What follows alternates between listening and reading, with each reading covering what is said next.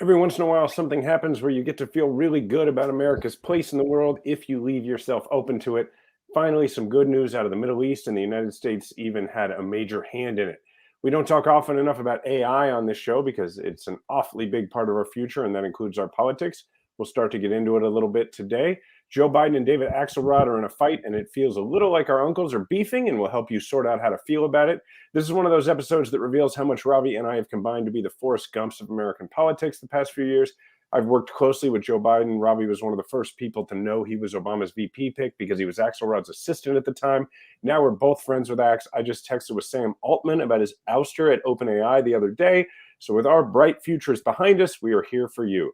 Finally, it's Thanksgiving. You're about to be around family, including some people who will say some awful stuff. We'll review some of our rules for approaching it, as well as predict what's likely to come up and what we think you should say. Welcome back to the podcast that helps you, the 54% of the country that votes for progress in every election, convince your conservative friends and family members to join our majority. This is Majority 54. All right, Jason, well, seems like some really good news today. Israel and Hamas appear to have agreed to a deal to free 50 Israeli civilian hostages in return for the release of 150 Palestinian prisoners from Israeli jails. And it also seems like as part of this deal, there will be a 4-day pause in fighting, which, it just coincides with an interesting week in America. So, like, obviously, as this issue has probably divided America as much or more than anything else that isn't neatly, organized along party lines. It will be fascinating to see if this leads to a ceasefire at the Thanksgiving table. But all of the hostages released by Hamas are women and children. At least 3 Americans will be released, and there's some data on what the Palestinian prisoners are as well. The ministry in Israel released some data saying that there's like a pool of potential people they'll be pulling from, mostly male, mostly 16 to 18, 84 of whom were detained because of stone throwing. 19 have been accused of attempted murder. 220 of those are from the West Bank. So it seems like mostly West Bank folks who, those 19 notwithstanding, most of whom aren't like of those sort of like, doing 100 years in prison for murder types. It seems like a welcome development. Jason, are you optimistic here? Well, yeah, I mean, you can't not think about the families who, it's been since October 7th that these folks have been held hostage, including children, which I can't even begin to start to verbalize my feelings about that without like getting emotional. So we can't even get into it. Like just the idea of worrying about your children while they're being held hostage by terrorists. So there's no question that that's a good development. Clearly, Netanyahu has been getting pressure to prioritize the hostages. Understandably, Israel's been very focused on the fight against Hamas. I know people have a lot of different views on that, but look, that's where Israel's been focused. And a lot of people within Israel were saying, hey, you need to also focus on getting these people back. And as anybody who has listened to the podcast that you have done, which I would highly recommend about the conflict, as is usually the case, there is a higher proportion of Palestinian prisoners released, in this case, it sounds like it's about a 4-to-1 ratio. And it's not surprising that they're focused on folks who would return to the West Bank instead of literally to the battlefield of Gaza. So, yeah, it's definitely a positive. There's also, 200 potential hostages still left behind. So I don't know what happens next. But, yeah, it's anytime people stop killing each other for a few days and hostages get released, you have to at least see that as progress. Yeah, the disproportionate nature of this is a big part of the history. So this guy, Gilad Shalit, an IDF member, IDF soldier, was kidnapped some time ago, and it took like a decade to get him back, and over 1,000 prisoners to be swapped for him. At one point, I think Israel released 10 Palestinian hostages just for proof of life on Shalit. So not even the release of Shalit.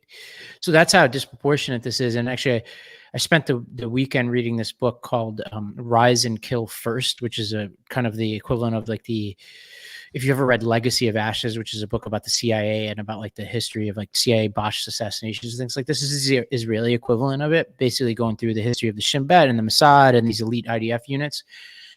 And what's fascinating is that there's this period of time in the 70s and 80s where these elite units within Israel were overcome with war criminals, Ariel Sharon being one of them. I didn't realize quite how bad he was, who would execute prisoners because they were worried that they'd be used as bargaining chips and incentivize kidnapping. And it's such a crazy part of the history. Like they're interviewing people on the record today saying, yeah, I would do it again if I could. And it basically tore apart Israeli society. And in many ways, I think I didn't realize, like, had the roots in this sort of Likud labor split over the judiciary, because the judiciary is actually who held the IDF and the Mossad, especially in Shin Bet, responsible.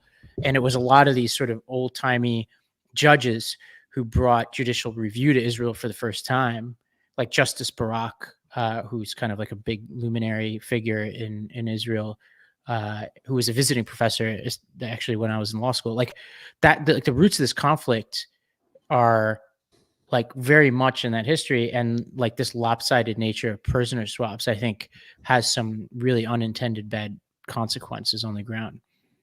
And it seems like the Biden administration played a huge role in it. I mean, I guess they had a group of aides who were super dedicated to making this happen. It also sounds like it was incredibly difficult because it wasn't just like you could go to Camp David and sit down with, the leaders of Hamas and Israel. Even that would be incredibly difficult, but it's more difficult than that. You've got all these other players at the table. You've got Qatar, who, just like the Taliban, Hamas does all their things through Qatar, and then you've got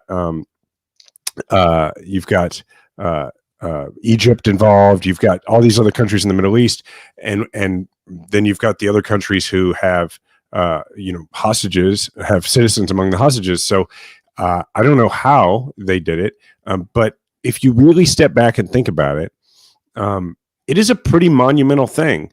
Even if you take the hostage, I mean, obviously it's monumental for the families, and it hasn't happened yet. We have to, make that caveat that nothing is for sure until as Biden, I think, said, until the hostages are returned home and the guns have stopped for a bit, nothing is for sure. But I think it's really important to note that getting an advancing army, which is what Israel is at this moment, getting an advancing army to pause its advance is not an easy thing to do.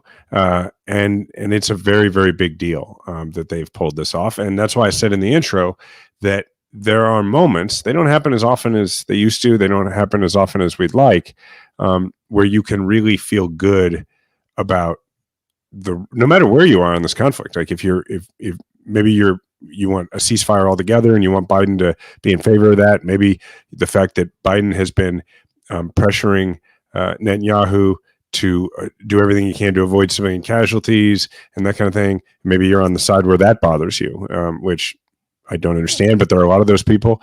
Either way, you have to look at this and say, okay, this is a good thing. People will stop being killed for 4 days and hostages will be released. That's a major accomplishment. And I think you got to feel good about the idea that it's our country that's helped deliver that. Yeah, I totally agree. And I think, Biden's got a lot of criticism from various corners on this. I mean, the right thinks he's been too hard on Israel, and there are pockets of left who call him Genocide Joe because they feel like he's, like he overlooks the civilian casualties. And my sense of this is that I think he's gotten this tonally and strategically and tactically right every step of the way. Like, horrendous October 7th incident occurs before Israel responds. Biden, announces his support of our longtime ally who had just, incurred an incredible atrocity that included Americans among those killed and kidnapped. And then as the Gaza campaign took shape, he, like you and I on this podcast, asked questions about, well, what's the aim here? And the standard we bring to our allies and to a democracy like Israel is the highest level of standard about, ensuring the morality of the campaign, minimizing civilian deaths, etc. And he, as he watched it unfold, maintained support while also, I think, showing courage and pushing the Netanyahu government and Israel to define its aims and to take into account civilian casualties. Now, he's not going to make everybody happy and probably won't make most people happy. But I think at the end, as we sit right now, this 4 days is going to be really important. And I think he should take a lot of credit for that. And I think this is critical because if you look at the history, these ceasefires can go one of two ways. One is it can lead to a even worse phase of the fighting, which happens a lot. Like basically each side then, it's almost like halftime, right? In a football game, and they come out with more energy and in some cases adjustments, which could very well happen here. I think it's actually the most likely scenario. Or like if we want to be hopeful, we could use this period of time to say, all right, take a breath, build on some momentum, and let's get to the point where we can all, like most rational people can agree on the contours of at least a medium-term solution to this, which is Hamas not in power, hostages released, and a significant commitment of aid and support to the people of Gaza to rebuild their lives. That seems like a really good worst, best case scenario in what has obviously been a tragic event. Yeah, I think what worries me about what happens coming out of the 4-day ceasefire is that what you got to look at what Hamas's incentives are to do this, right? I think to a very small extent, Hamas is interested in the goodwill that comes from releasing some hostages, but I think it's a very small piece of their calculation because I think it's pretty clear that Hamas is not that concerned about goodwill from the West, because if they were, you don't murder, rape, and kidnap in the first place, right? So I don't think that's a major calculation for them. I think it is mostly they're getting absolutely hammered by airstrikes and now by a ground infiltration into Gaza, and I think, frankly, they needed 4 days to reposition and to resupply. And so it makes you wonder. So it goes to your point about they're going to be, and Israel knows that they're going to be better positioned and they're going to fortify during those 4 days. But it also means that in order to get to the next one of these, you may have to go through the same thing. And that's not very optimistic, and it's sad, but I think that's the reality from a military point of view, I think, on this. Yeah, I think one thing also worth mentioning, and it's obviously this conflict is not about us as Americans as much as it's about the Israelis and the Palestinians, but there obviously we're Americans involved, but also we're a big ally, and this has split our country. And one thing I've found is this, I think this showed up in some of the polling we've talked about in previous weeks, but I've certainly seen it in my life, is that one thing I'm grateful for as we head into Thanksgiving is that this election is not a month from now, because I do think that there are serious divisions that hopefully will be healed by the time the next election comes along a year from now, because I'm seeing it in the numbers, but I'm also seeing it in my life. Like, I'm putting together this arena reunion, and there are a ton of people, or a ton might be an exaggeration, but enough who are explicit about, hey, like, longtime members of our community who've benefited a lot from our programs, who straight up are saying they don't show up because of my personal, I don't even run arena anymore, but because of my personal position on Israel. And I'm like, this is like a rather, I would say, sad and short-sighted view on this country. Like to take a, cut off your nose to spite your face approach to, the existential threat of Trump is, to me, insane. And it's something I hope people can heal through in the next 12 months, because look, like, we have got to come together and we need every single freaking vote.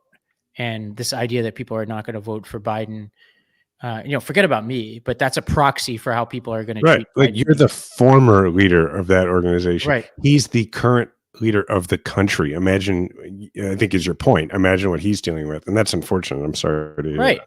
And the arena, for people who listen, we have no position on any of this that I know of.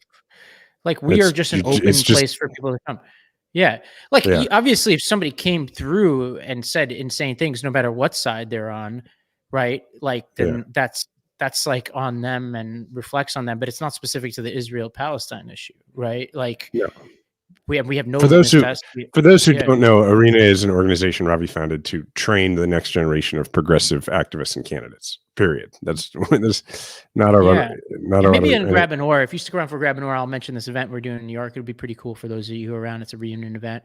But all to say is like that's on my mind right now. I know it's not about us, but you have to kind of wrap your arms around what you can control here. And one thing I'm very concerned about, obviously I've spent a lot of time on this issue for somebody who's not a Jew or a Palestinian or an Israeli or a Palestinian.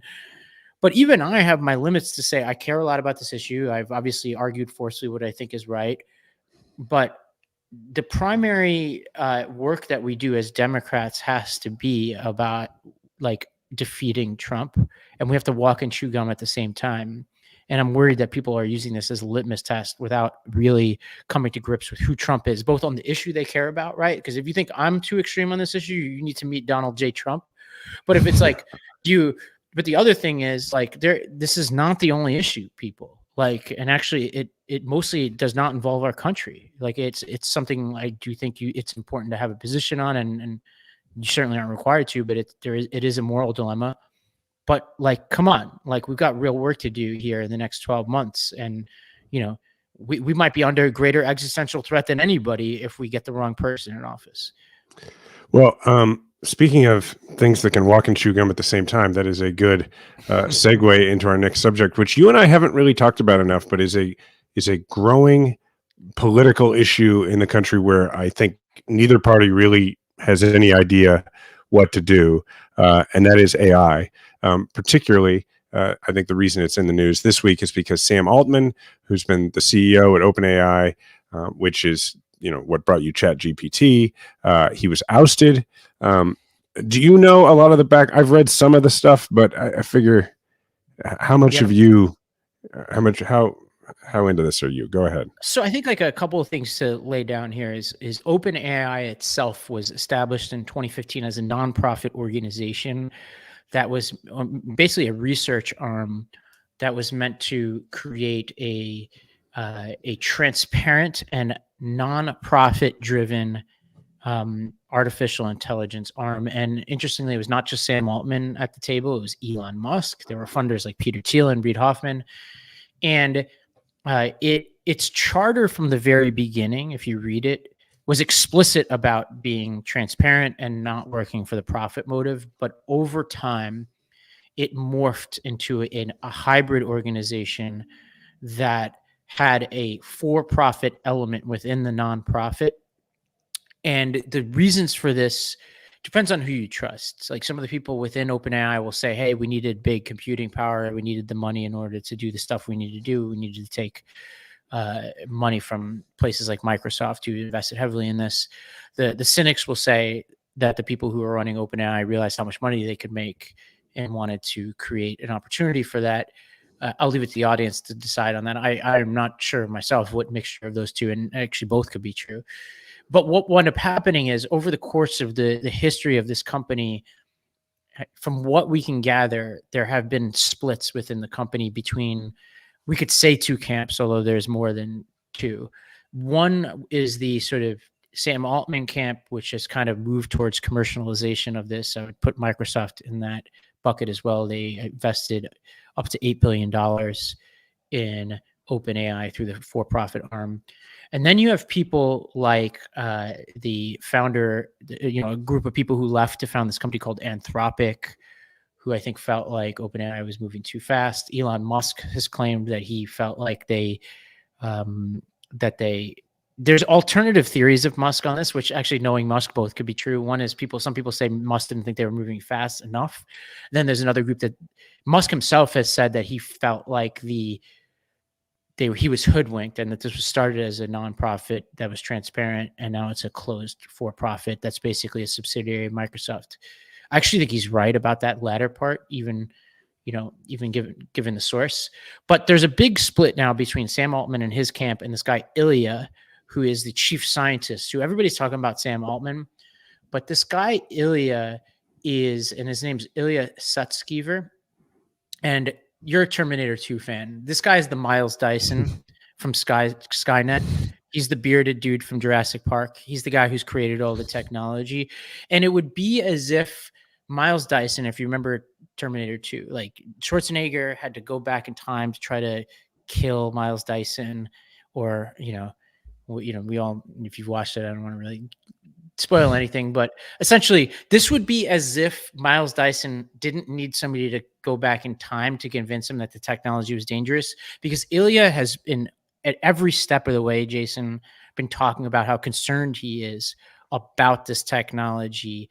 I'm going to play one clip from a Guardian documentary, and we should talk about this. And I'm taking deliberately, audience, some time to get to today, because I don't think media outlets are actually talking about this beyond a business story. Like, this is a philosophical story.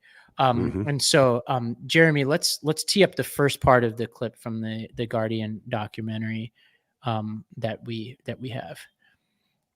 The problem of fake news is going to be 1,000,000 times worse. Cyber attacks will become much more extreme. We will have totally automated AI weapons. I think AI has the potential to create infinitely stable dictatorships. Yeah, he goes on and people can listen to it, but Jason, so this is where we are. Is there's more from Ilya that we'll get to in a second, but essentially Ilya and this board, which is a weird collection of people who I'm not sure should be on a board, but the nonprofit board and Ilya basically, by all accounts, led a coup to get rid of Sam Altman, who's the CEO, and some members of his team. They did not say much other than they felt like Altman was not transparent. And over the course of the weekend, Microsoft, other investors, the media piled on. The board never really explained itself as to what was going on. Altman and his team started to rule out certain things and say it wasn't about a scandal. It wasn't about safety. It wasn't about financial malfeasance. And everybody's kind of like, well, then what was it about? The board, till this day, has not clarified it. But what did happen was most employees of OpenAI signed a letter saying they wanted the board out. Microsoft made it kind of clear that they felt the same way. And as of this morning or last night, Sam Altman is back in as CEO. They are now replacing almost every board member. And among others, they have now brought on Larry Summers to the rescue, the former Treasury Secretary and president of Harvard. That guy just turns up everywhere all the time. Yeah, I have opinions, but let me stop there. That's a lot. But this is where we are today. Yeah, no, great job. I could not have done that. Excellent summation of where we are now. A quick anecdote. So I think in 2017, Sam Altman is originally from Missouri and has been supportive of some of the work I've done politically. And I think also of VCP possibly at some point, but I can't remember. But anyway, so I went out and visited with him out in the Bay Area back in 2017. I remember sitting there with Diana, and this is, 6 years ago. So we didn't really have any concept of AI or really any sense of like the coming robotics revolution or anything like that. And I remember the day we sat down, I remember Sam saying that had been a big day because that was the day that they got a robot arm to be able to twist the way a human wrist twists. And he was like, we hadn't done that before. That's a big milestone. And we were like, we didn't know anything about any of this, right? So we're sitting there and then he starts explaining, yeah, Elon Musk just left because I think he said he doesn't think that, there's a way to do this where it doesn't, it's not evil. He's like, but I think we can. I think we have to. And so we're just sitting there listening. I have very little to contribute to this conversation, as you might imagine, other than to ask dumb questions. And the line that he said, that neither I nor Diana will ever forget is he said, there's going to be a point sometime in the next few years, not very long, where Americans are going to look around and robots are going to be such a ubiquitous part of our lives. Or he said, not just Americans, everybody, that it's going to feel like there's been an alien invasion. And he's like, and when it happens, it's just going to happen super fast. And he was basically saying, so our job here is to try and make that something that works for humans. Anyway, it was for me like a watershed sort of moment in my brain, like my understanding of the reality I live in, and it just sort of shaped a lot of things. after he got ousted last week, I'm not real close with Sam. We talk every couple of years. I texted him and just said, I'm sure you'll get put back in, but in the movie version of this, you're ousted by robots. So at least that didn't happen, which he at least did find funny, I think. But anyway, I think like the coverage of this, I think, obscures the real problem and the real questions, which is people are treating it like a business story, a personality story. And I think this is a deep, deep ethical and philosophical story, which is why the board's behavior is really, really problematic. This is a company, it's called OpenAI, and nothing about this has been open. If you look at its charter, it's all about how open they're going to be and all that, but also how not profit driven they are. And the past 5 days have been driven by Microsoft. They've been driven by investors. And they've been driven about conversations about how do they maximize the profit of the company. And nothing about it has been transparent because we still don't even have an original rationale here. The assumption amongst most reporters has been that this has to do with the nonprofit status and the pace at which they were commercializing this product, which who knows, there could be a new justification by the time we even post the audio from this episode. But I simply have questions about, how much does anybody really know about what's going on here? And I say this because there was this Navalny documentary. I think I mentioned this on a previous podcast, but there was this scene in the Navalny documentary. This is Navalny from Russia, where he talks about this concept called Moscow 4, where, he's around his team and there's journalists and they're deciding, do we call up these Russian state security members that they had reason to think tried to kill Navalny? And he was going to call them himself and try to trick them into admitting that they killed him. And the people around the table are like, nah, there's like no way they're going to admit on the audio that they tried to kill you. And he told the story, which was, he's like, look, just because they're powerful, just because they're evil, doesn't mean they're not incompetent. And he said of a story about how a group of people had hacked an FSB member of like the state security chief in like some like high up, maybe even the chief itself. And they hacked his email. And it turned out his email password was Moscow 1. And they hacked it. And then he kept changing his email password from Moscow 1 to Moscow 2 to Moscow 3 to Moscow 4. That's why they call it Moscow 4. And I think we're in a Moscow 4 universe right now where all the powerful people, and I'm not necessarily saying they're evil, but all the powerful people are way more incompetent than we realize. You see WeWork going down, SBF going down, and FTX. You have the Ray Dalio book, which is this book about the biggest hedge fund in the world, which we talked about last week. And Binance is kind of going down as we speak. Even the IDF, for God's sakes, are supposed to be like the IDF and the Mossad, like the most competent security people. You look around and and then you look at the board of, what's supposed to be one of the most powerful, fastest growing companies in the world, and they can't get simple things right.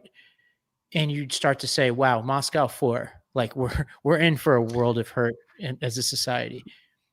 And it's a great point. And I think it's a really important point for listeners of this show to bring up when you're talking to people about why it shouldn't be Trump, why it shouldn't be this anti-government crowd that's in charge. And that's because what you're talking about, one way to talk about it is a lack of competence. The other way to talk about it is we live in an age where things are changing so rapidly that there's a lack of expertise in so many of the most important developments going on in our world, right? Because so many of the things that are happening are things that have never happened before. So the very limited group of people who can call themselves experts on AI are all experts on a theoretical concept. Yes. And this is true in so many different ways. So it's very much like the beginning of the internet, but with much higher stakes. And it's true in so many other things, right? I mean, like you name just the Dobbs decision alone, right? After that, it's been 50 years. Once that it's been 50 years since we lived in a world where the question of whether or not abortion was going to be legal or illegal was even going to be up for grabs, which meant that the people in positions to try to regulate it, like the conservatives who want to regulate it, they've never lived in a world really where it was going to be regulated, which means even if you were to agree with them about regulating it to the degree they want to, they wouldn't know who to turn to for advice on how to do it. Nobody knows. And actually, so that guy Ilya, who I think needs to be the focus right now, like there's so much on Sam, and it seems like Sam, like, look, everybody seems to like Sam Altman and all that, but even by his own admission, he's not the expert here. Ilya is. He's like one of the most cited AI scientists ever, and seems to be very concerned. And he gave an analogy that's almost dead on to what you just said in that Guardian documentary Let's play this clip. He compares it to evolution.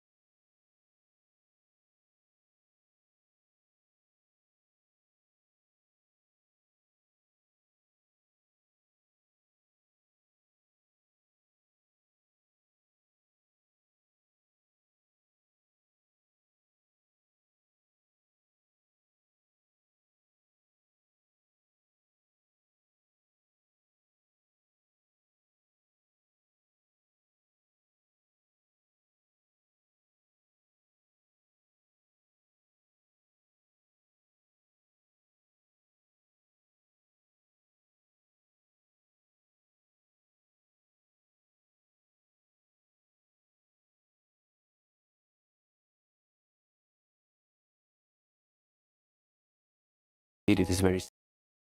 So he's saying essentially, look, we may know the rules that are propelling this forward, maybe, but we certainly don't know where it's going to go. Like, to use this evolutionary metaphor, you could understand the basic mechanisms of evolution, right? Reproduction of the fittest or whatever, right? Like acquired characteristics.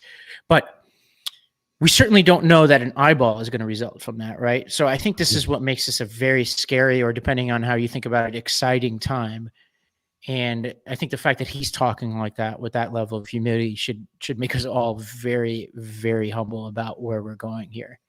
And the point I was making, to go back to that and how people can talk about this in the political context, particularly with the upcoming elections next year, is I think that in a moment where it is going to be very important that we have a willingness to regulate the business side of this in order to try to make sure that it actually is centered on goals that align with human goals, I think you're going to want to err toward the political party that is willing to regulate business and doesn't see everything that the market does as inherently good because the market did it. And that would be independent of Trump, independent of any in particular characters or personalities. That would be my argument for why I would want progressives to be the ones who have the reins over regulatory decisions in this time. So with that said, we're going to take a break. After the break, we're going to talk about a fight that's going on.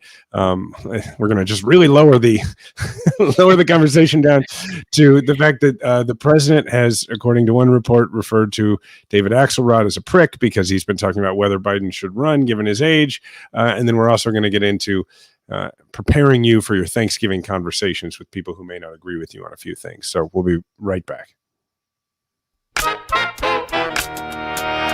If you're like my wife, Diana, morning coffee is non-negotiable, but she was tired of waiting in line for an overpriced cup or settling for gritty, bitter coffee at home, and now she switched to using AeroPress, and I don't think she's ever going back. It's so easy and convenient and incredibly unique. She said to me the other day, she was like, I didn't know we could do this at home. This is awesome. Saves her a bunch of time in the morning. AeroPress is like a French press, only it's better. It's the only press that uses a patented 3-in-1 brew technology, combining the best of several brew methods into one portable device for a completely unique and delicious flavor profile. Smooth, rich, and full-bodied without the bitterness and grit found in other presses. And as a bonus, AeroPress can brew thousands of recipes. AeroPress travels better than others too. It's compact and incredibly durable. That means that you'll never have to endure terrible coffee at the hotel, on the job, or on an adventure again. It brews and cleans in less than 2 minutes. You just add medium fine coffee grounds, pour in hot water, stir for 5 seconds, brew for 30 seconds. Then you press it into your favorite mug and enjoy. There's a reason why AeroPress is the barista's favorite home brewing tool. AeroPress is the best reviewed coffee press on the planet with more than 55,000 5-star reviews. Thoughtful, proven, and under $50, AeroPress is the perfect gift or stocking stuffer for every coffee lover in your life this holiday season. Don't settle for less than the best. They'll love it. AeroPress is shockingly affordable, less than $50, and we've got an incredible offer for our audience. Visit aeropress.com/majority. That's AEROPRESS aeropress.com/majority and save up to 20%. That's aeropress.com/majority to save up to 20%. It's time to ditch the drive-through, toss the French press, and say yes to better mornings fueled by better coffee. AeroPress ships to the U.S. and over 60 countries around the world, and we thank AeroPress for sponsoring our show. If you're a longtime listener, you might know that I've been drinking AG1 for about 4 or 5 years now, and when I started drinking AG1 daily, it made me feel a lot better during the day. I mean, it was like a very noticeable, very fast difference. And that's because AG1 is a foundational nutritional supplement that supports your body's universal needs like gut optimization, stress management, and immune support.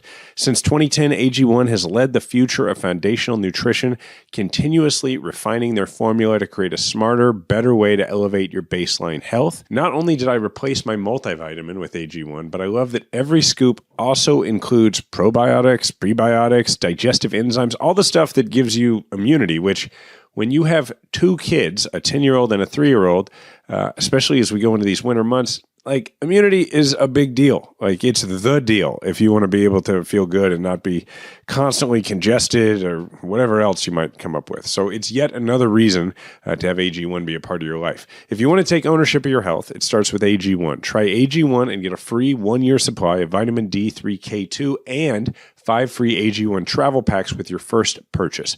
Go to drinkag1.com/majority. That's drinkag1.com/majority. Check it out. This show is sponsored by BetterHelp. If you're like me, this time of year, it starts to get a little gray. Here in Kansas City, it's been very gray the last couple of weeks. It's also been really wet. It kind of reminds me of like that weird fictional place in that movie Seven, where it just rains all the time, even though randomly at the end of the movie, they go to the desert. Anyway, it's a little depressing, frankly, as the seasons change and that kind of thing. And I know a lot of people get pretty down around the holidays. I personally get down after the holidays because like it's exciting when you're about to have the holidays. And then after that, it's just cold. Like January and February, just cold. That's the hardest time for me. Either way, it's important to get ahead of it. That's why I'm sure I'm going to be going to see my therapist a little bit here and there over the next, 2 or 3 months, just a little maintenance. And look, therapy is something you can benefit from a lot. Maybe you've never tried it. Maybe you've tried it and you want to try something else. Maybe you want to do it in a way like online where it's more convenient for you. Either way, BetterHelp is there to be really helpful for you. So find your bright spot this season with BetterHelp. Visit betterhelp.com/M54 today to get 10% off your first month. That's BetterHelp, HELP.com/M54. All right, Jason. Well, you and I think it was a week or two ago, talked about this I think we both acknowledged, like rather diplomatic way in which David Axelrod, who is Obama's former chief strategist, how he kind of nudged the Biden team to think about whether he should run again.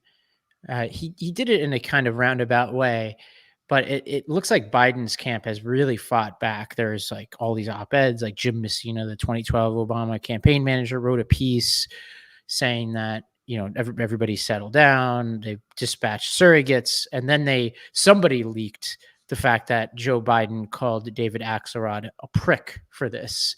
And so Axe, in a very unlikely place, gave some comments on the record to Maureen Dowd of the New York Times over the weekend. Axe said, I think he has a 50-50 shot here, but no better than that, maybe a little worse. He thinks he could cheat nature here, and it's really risky. They've got a real problem if they're counting on Trump to win it for them. I remember Hillary doing that too. I don't care about them thinking I'm a prick. That's fine. I hope they don't think the polls are wrong because they're not. Jason, this is disturbing. Yeah, it feels a little like our favorite uncles are disagreeing, and like it's a little like Thanksgiving might be for a lot of people. Like we're in the other room and it's a little awkward.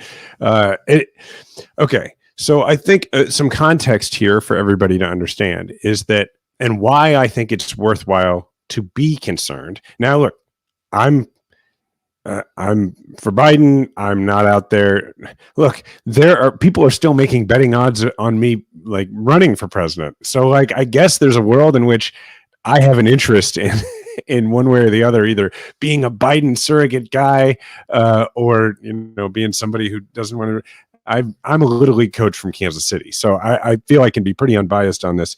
I think Biden's going to run, and I think it's going to be a really close race, and I think we're going to have to do everything we can to help him win.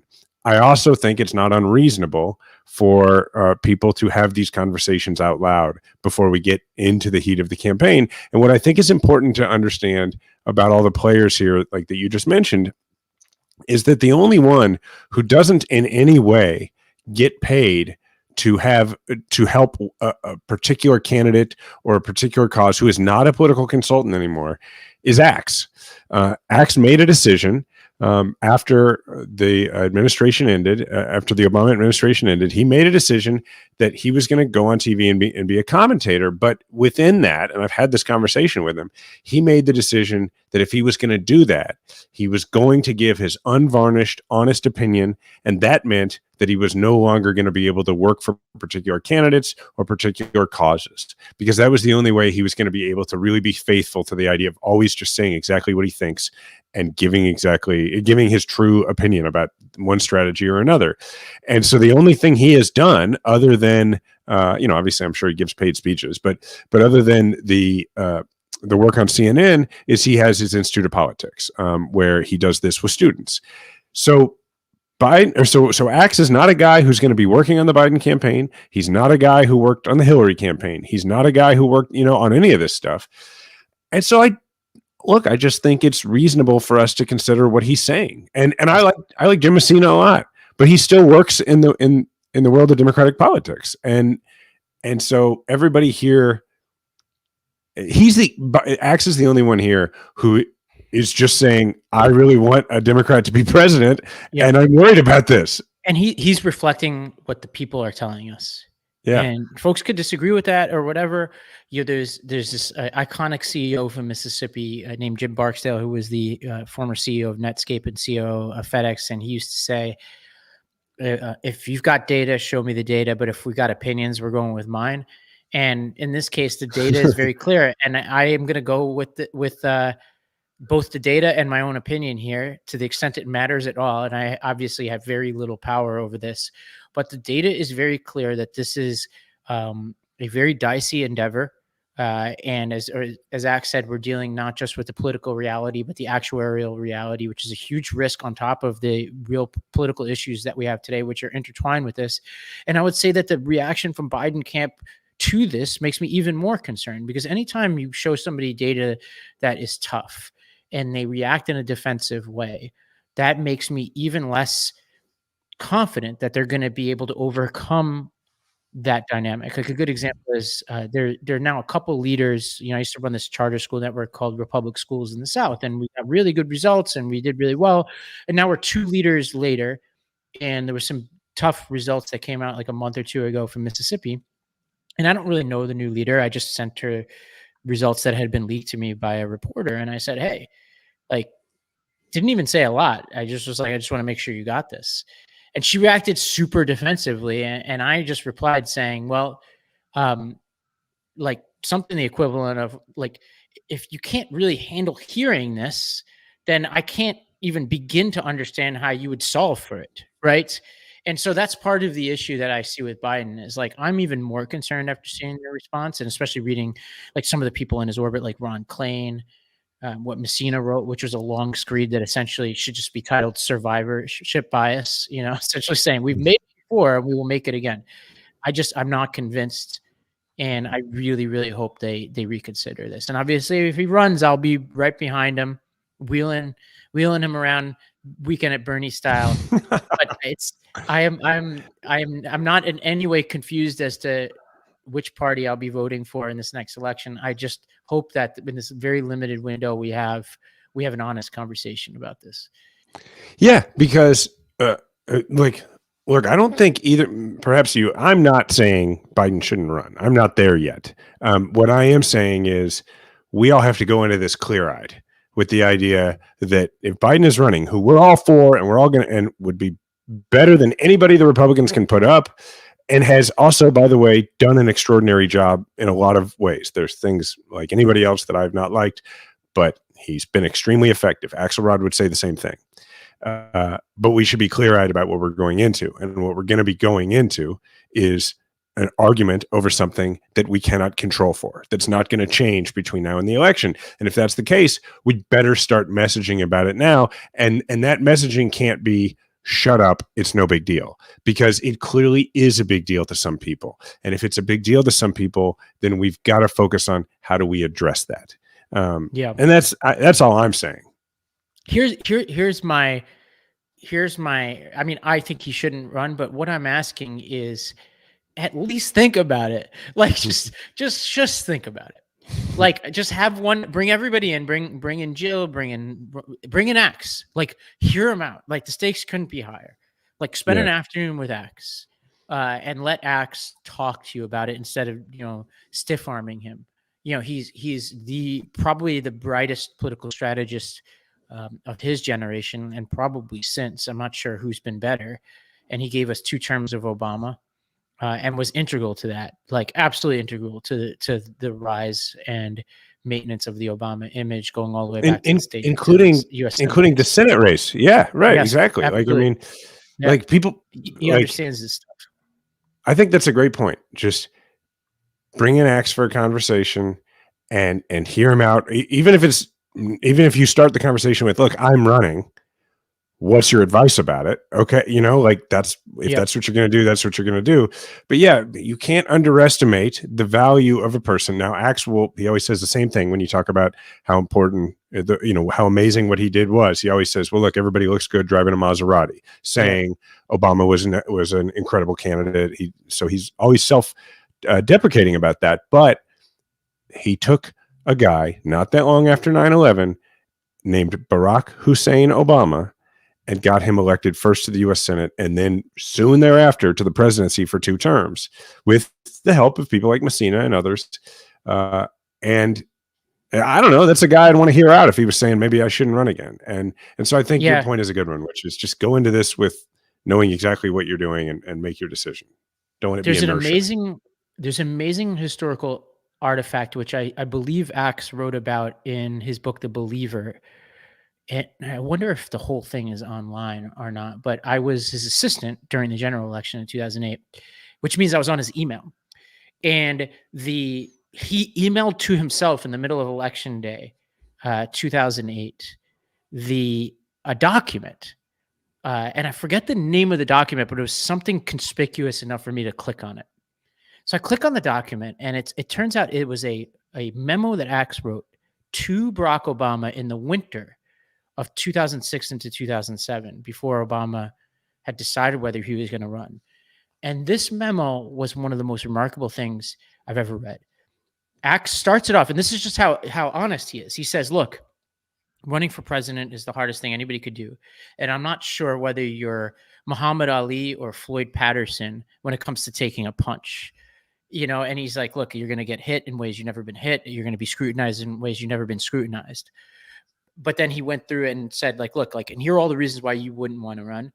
But then here are the reasons why you might want to. And he went through a history of what the American public is looking for in candidates, especially when you have a 2-term president leaving, and how they're always looking to address what they view as the shortcomings of that 2-term president, even if that 2-term president leaves popular, which obviously wound up happening with Obama to Trump, right? And he goes through this whole historical analysis and kind of lays it at his feet and says, now you have to decide, and you have to decide right now while you're in Hawaii for the winter, because if you're going to do this, we got to come out the gates running. And my hope is that some version of that gets to Biden. And that if it's not Axe, there needs to be somebody in his orbit who's that honest with him. And I am just not convinced that they're there right now. And so this is why I'm concerned. You make a great point. And that's one of, it's really interesting. I never heard that. And it's, other than reading it a bit reading about it in the book. But the quality of honesty, like unvarnished honesty in an advisor on anything, particularly something as high stakes as that, is so important. And it's also it's just part of Axe's personality. I mean, he's just honest to a fault. That's how he is. And I've experienced it. I'm sure you've experienced it. I've experienced it in little ways. Yeah. Like I remember when I was getting ready to run for president and I did the Axe Files, and he questioned me hard on the show, even though right before that we had a conversation where he knew exactly what I was planning to do and we had talked about it a lot, but he still like went after me on the show. And that night I remember me texting him and thanking him and saying, like, that was pretty tough interview. How take off your interviewer hat? How'd I do? And he said, other than when you were talking about your time doing stuff in politics, you sounded great. He's like, that part you sounded like a politician. And this is like he had just interviewed me hours earlier. And then I remember because I was a fellow in his program, and so I was lecturing to his students, and it wasn't like kids enrolled in particular things. They just showed up for your lectures. And I had a pretty good crowd in one of them.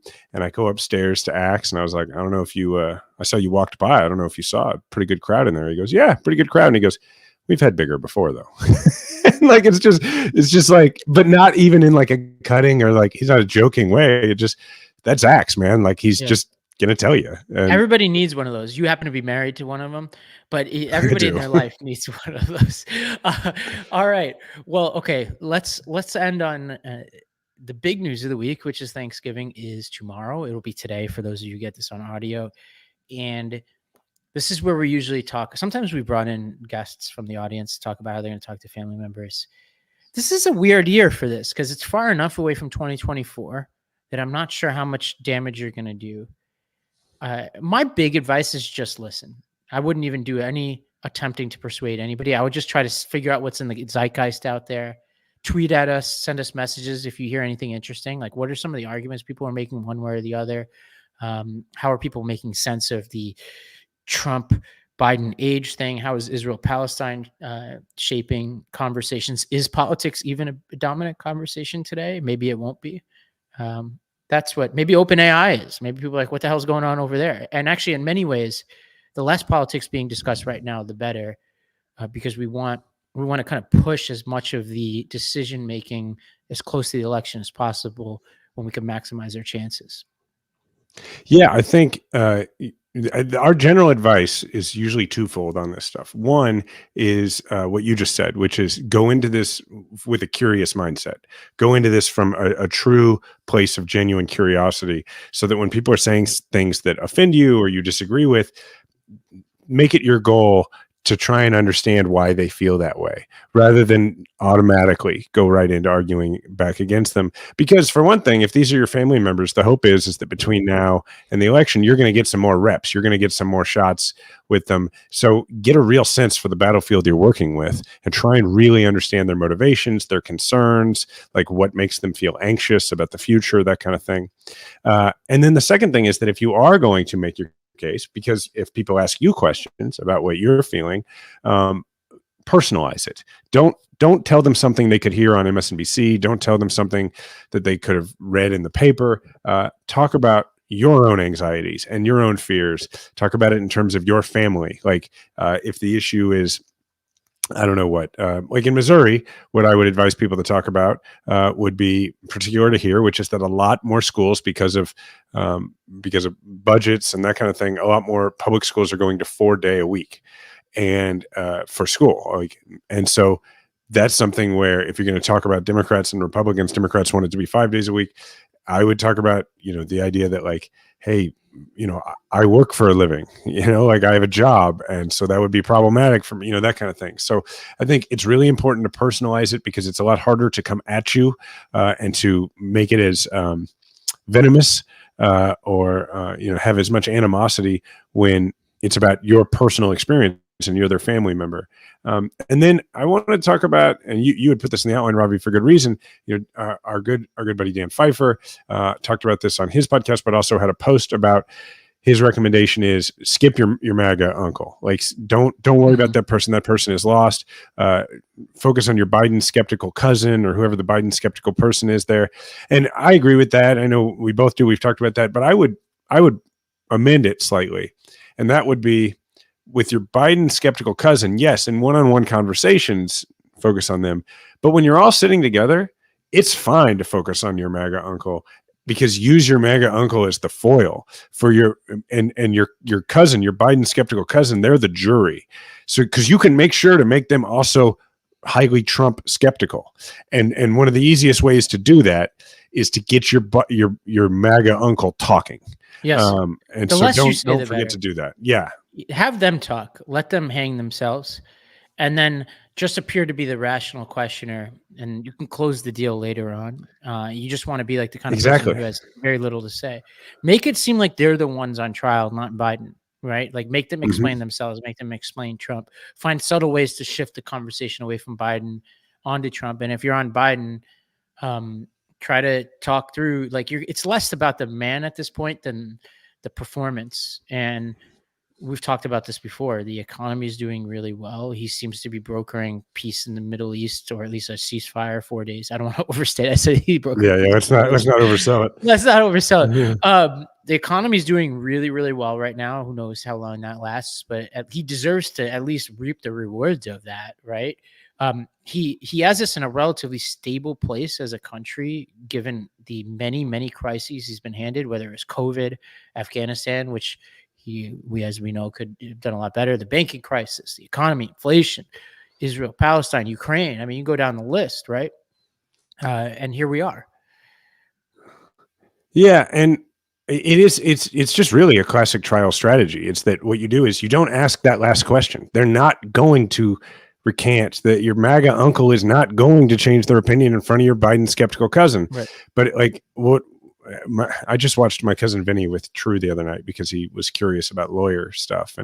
And so one of the things I was showing him is that what happens in that movie that doesn't happen in real trials is you don't actually ask the, well, don't you think maybe you were wrong about that then question. You don't do that in real life. What you do in real life is you ask a bunch of questions and then you have a little legal pad at your table, at your counsel table, where you write down all the things that have come out of your cross-examination that you're going to use in your closing, which means you don't ask the last question, but you do answer it in your closing argument. So for instance, when you ask, you may ask several questions about the indictments in your conversation with your MAGA uncle that your Biden skeptical cousin is listening to, but then you don't say, well, don't you think that makes him disqualified from running? Don't you think that makes it unacceptable that he's president? No, you write down the indictments in your mind, you write down the indictments make him, they're disqualifying. And then when you talk later with your Biden skeptical cousin,